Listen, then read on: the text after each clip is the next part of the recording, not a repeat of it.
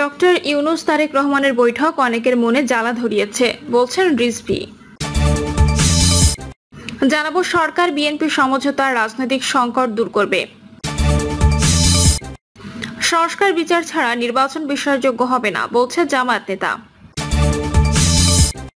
এবং সর্বশেষ জানাবো ইসরায়েলকে শিগগির সংঘাত থামাতে বলল চীন। শুনছিলেন সংবাদ শিরোনাম, এবারে বিস্তারিত। ডক্টর ইউনুস তারেক রহমানের বৈঠক অনেকের মনে জ্বালা ধরিয়েছে, বলছেন রিজভী। বিএনপি সিনিয়র যুগ্ম মহাসচিব অ্যাডভোকেট রুহুল কবির রিজভী বলেছেন, লন্ডনের প্রধান উপদেষ্টা ডক্টর মোহাম্মদ ইউনুস এবং বিএনপির ভারপ্রাপ্ত চেয়ারম্যান তারেক রহমানের এই বৈঠক কেন জানি মনে হয়েছে অনেকে মনে জ্বালা ধরিয়েছে। অনেকে এটা মেনে নিতে পারছেন না। কেন এই জ্বালা ভাই? আপনাদের উদ্দেশ্য কি? রিজভী বলেন, আমাদের দেশের বিরুদ্ধে সবসময় ষড়যন্ত্র চক্রান্ত চলছে, আমরা কেউই এই চক্রান্তের বাইরে নই।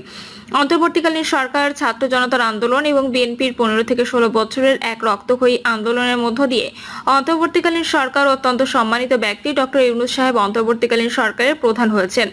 নির্বাচন নিয়ে তিনি বলেন, রমজান মাসে কি নির্বাচনী প্রচারণা করা যায়? তবে ফেব্রুয়ারি এবং মার্চের পর গোটাটাই রমজান থাকবে, আর থাকবে ঈদের আয়োজন। আপনি এপ্রিলের 1 তারিখ থেকে 15 তারিখের মধ্যে কোথায় প্রচারণা চালাবেন? কখন আইনি প্রক্রিয়া হবে? কখন নমিনেশন পেপার জমা দেবেন? কখন প্রচার চালাবেন? কিভাবে প্রচার চালাবেন? সারাদিন রোজা রেখে কি করে এপ্রিল মাসের মধ্যে নির্বাচন হওয়া সম্ভব? আমাদের এমন একটি সময়, যে সময়ের মধ্যে অন্য কোনো ধর্মীয় কোনো অনুষ্ঠান, ধর্মীয় কোনো উৎপারক, রোজা, ঈদ থাকবে না, সেই সময়টাতে উপযুক্ত সময় হওয়া উচিত। তাহলে যদি লন্ডনের বৈঠকে এটা হয় যে আমরা ফেব্রুয়ারির প্রথম সপ্তাহে বা প্রথম সপ্তাহের মধ্যে, দ্বিতীয় সপ্তাহের মধ্যে নির্বাচনটা হবে, তো এর মধ্যে কোনো রমজান নেই, কোরবানির ঈদ নেই, বড় কোনো অনুষ্ঠান নেই, পহেলা বৈশাখ নেই, আবহাওয়া ভালো থাকে, শুকনো মৌসুম, হালকা শীত থাকে, এই সময় বরাবরই আন্দোলন সংগ্রাম হয়, এই সময় নির্বাচন হয়। জামায়াতকে উদ্দেশ্য করে রিজভী বলেন, আজকে আমাদের কিছু রাজনৈতিক বন্ধু তারা উৎসাহ প্রকাশ করেছেন। লন্ডনের বৈঠকে তারা বলেছেন নিরপেক্ষতা ক্ষুণ্ণ হবে। তাই আপনাদের ইতিহাসটা বলুন তো দেখি, আপনারা কখন নিরপেক্ষতার সঙ্গে কাজ করেছেন? পাকিস্তান আন্দোলনে আপনারা সমর্থন করেননি, আপনারা 71 সালে জনগণের বিরোধিতা করেছেন, আপনারা 86 সালে শেখ হাসিনার সাথে নির্বাচন করেছেন, 95 সালে বিএনপি সরকারের বিরুদ্ধে হাসিনার সাথে একসাথে আন্দোলন করেছেন। আপনারা এইবার 5ই আগস্টের পর বলেছেন আওয়ামী লীগকে মাফ করে দেব, ভারতের সাথে সম্পর্ক বৃদ্ধি করব। তাহলে আপনাদের রাজনীতিটা কিসের রাজনীতি?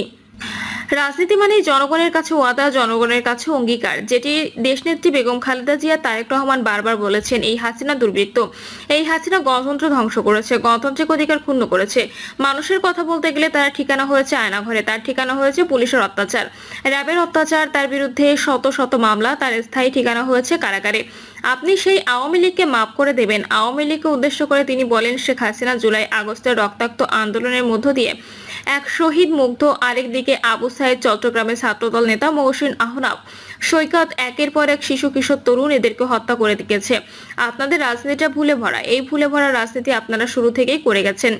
আর বিএনপির সময় ইতিবাচক রাজনীতি করেছে। আমরা আমাদের দেশের স্বাধীনতার প্রশ্নে, আমরা সার্বভৌমত্বের প্রশ্নে, আমাদের ভূখণ্ড রক্ষার ক্ষেত্রে দেশনেত্রী বেগম খালেদা জিয়া আজকে যদি আপোষ করতেন, তাহলে তাকে 5-6 বছর জেলে থাকতে হতো না। তার উপর যে নিপীড়ন নির্যাতন এতখানি হতো না যদি তিনি আপোষ করতেন।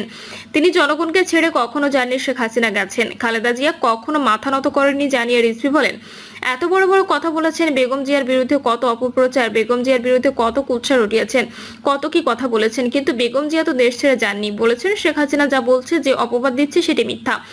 বরণ করেছেন নির্যাতন, কারাগারের মধ্যে থেকেছেন, যে কারাগার 200 বছরের পুরনো কারাগার, শুধু ধুলা ওড়ে, বালু ওড়ে, ওনার চোখের অপারেশন, সেই ধুলা বালু উড়ে তার চোখকে আরো ক্ষতিগ্রস্ত করেছেন। তারপরও শেখ হাসিনার অন্যায়ের কাছে তিনি মাথা নত করেননি। সরকার বিএনপি সমঝোতা রাজনৈতিক সংকট দূর করবে। ইসলামী আন্দোলন বাংলাদেশ আশা প্রকাশ করেছেন যে প্রধান উপদেষ্টা অধ্যাপক ডক্টর মোহাম্মদ ইউনুস এবং বিএনপির ভারপ্রাপ্ত চেয়ারম্যান তারেক রহমানের মধ্যে অনুষ্ঠিত বৈঠক দেশের চলমান রাজনৈতিক সংকট নিরসনে সহায়ক হবে। মাওলানা গাজী আতাউর রহমান জানান, নির্বাচনের সময়সূচি নিয়ে যে রাজনৈতিক অস্থিরতা চলছিল, এই বৈঠক তা কমাতে সাহায্য করবে। বিএনপি সহ কয়েকটি দল ডিসেম্বর 2025-এর নির্বাচনের দাবি জানিয়ে আসছিল, যা নিয়ে রাজনীতিতে উত্তেজনা ছিল। আজকের বৈঠকে তারেক রহমান ডিসেম্বর থেকে সরে এসে ফেব্রুয়ারিতে নির্বাচনের প্রস্তাব দিয়েছেন এবং প্রধান উপদেষ্টা শর্ত সাপেক্ষে এটি বিবেচনার কথা বলেছেন।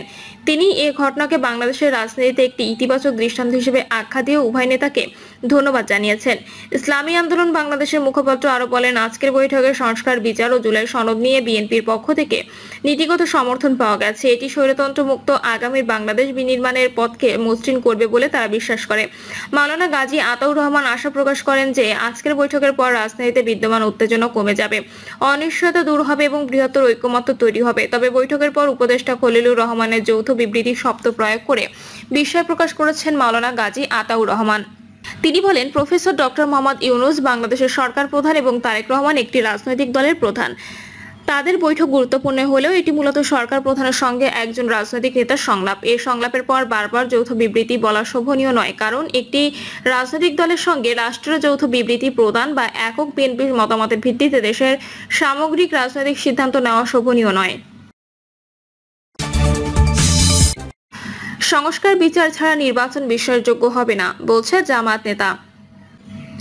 সংস্কার ও জুলাই গণহত্যার বিচার ছাড়া কোনো নির্বাচনই বিশ্বাসযোগ্য হবে না বলে মন্তব্য করেছেন বাংলাদেশ জামায়াতে ইসলামের কেন্দ্রীয় কর্মপরিষদ সদস্য ও ঢাকা মহানগরের উত্তরের সেক্রেটারি ডক্টর মোহাম্মদ রেজাউল করিম।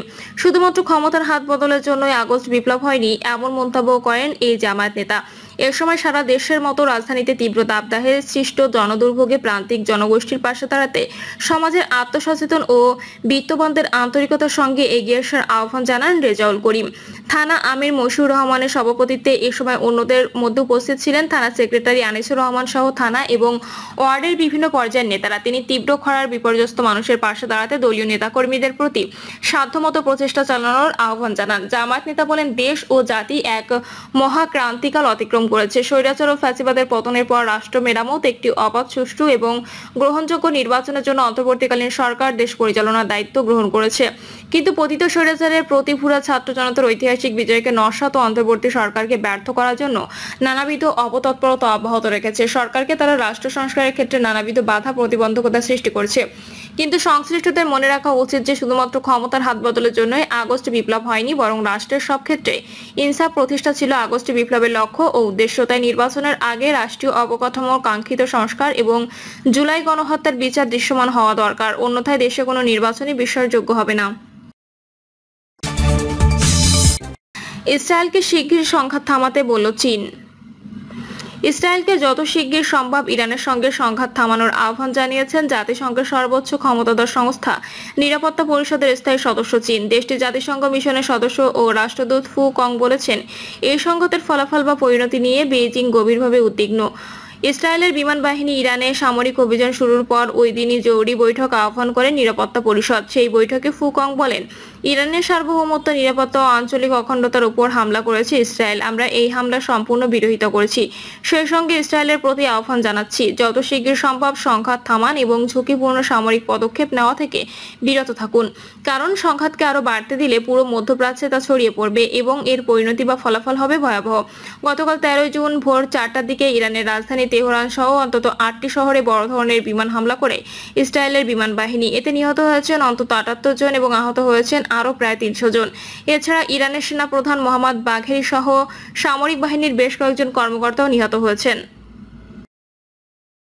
প্রিয় দর্শক, এই ছিল এখনকার সর্বশেষ সংবাদ। আপডেট সব সংবাদ পেতে চ্যানেলটি সাবস্ক্রাইব করে বেল আইকনটি ক্লিক করে রাখুন।